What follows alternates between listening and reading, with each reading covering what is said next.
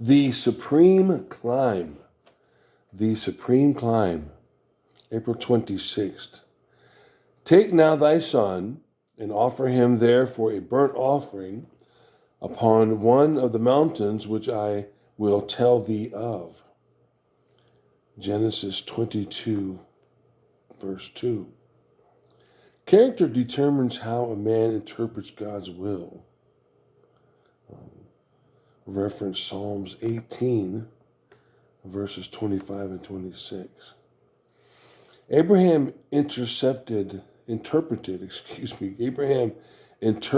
God's command to mean that he had to kill his son, and he could only leave this tradition behind by the pain of a tremendous ordeal.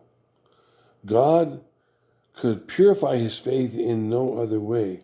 If we obey what God says according to our sincere belief, God will break us from those traditions that misrepresent him. If we obey what God says according to our sincere belief, God will break us from those traditions that misrepresent him. There are many such beliefs to be got rid of. Example given that God removes a child because the mother loves him too much. That's a devil's lie and a travesty of the true nature of God. If the devil can hinder us from taking the supreme climb and getting rid of wrong traditions about God, he would do so.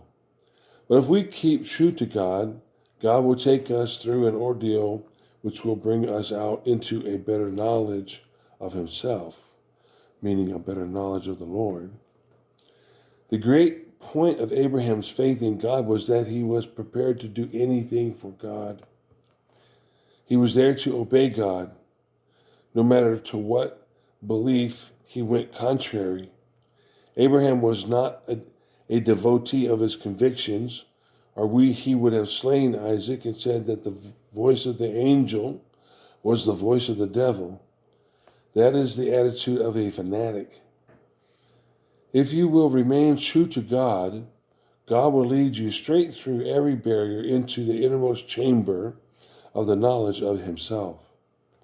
But there is always this point of giving up convictions and traditional beliefs. Don't ask God to test you.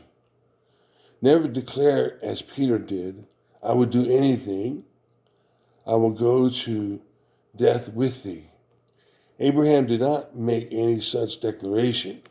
He remained true to God, and God purified his faith.